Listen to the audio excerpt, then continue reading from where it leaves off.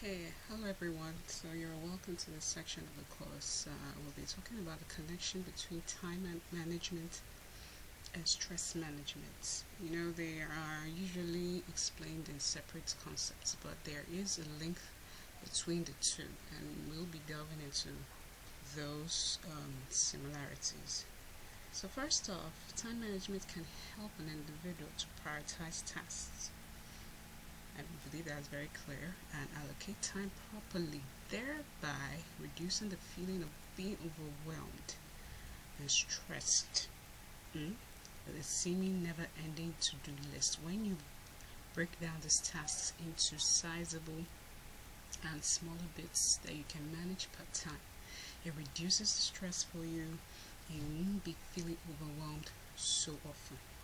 In fact, on the long run, you'll find yourself being much more balanced. That's the essence, for you to have a balanced way of arranging your tasks on a daily, weekly, monthly, and even on a yearly basis as time goes on. Another link here is being effective with time management allows an individual to plan and organize every day. I mentioned that earlier, leading to a sense of control over the schedule and thereby reducing anxiety about missed deadlines or forgotten tasks. That is the essence. In essence, you will have control over, to a large extent anyway, your schedule. And this will reduce anxiety, and anxiety will definitely reduce stress. Okay, we move on. Now, by setting realistic goals, we'll be breaking that down a little bit more in subsequent sections.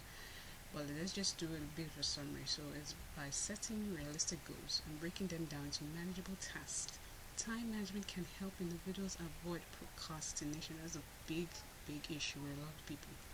And that is a common source of stress. When you keep procrastinating, your work keeps piling up, and when you eventually have time to do them, you're overwhelmed. And this is what we're trying to avoid. Alright? So proper time management enables individuals to allocate time for relaxation. A whole lot of people don't do it. It's funny, yeah, but a lot of people don't relax, don't take time off. And it is when you plan these things well, that time will come out of your seemingly impossible schedule. But until you plan it, you wouldn't know. Okay? So proper time management enables individuals to allocate time for relaxation, self-care, and activities that promote mental well-being. Again, in subsequent sections, you see how all of these things intertwine. Mental health, anxiety, stress, time management, everything.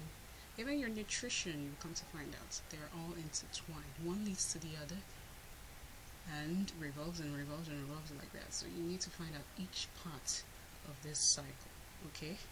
So, another thing, the ability to delegate tasks, set boundaries, and say no when necessary. We will be delving really deep into this, because you find that sometimes when you overcommit yourself to certain things, that is when you get too much in your hands, and if you don't have time management skills, it will be a problem.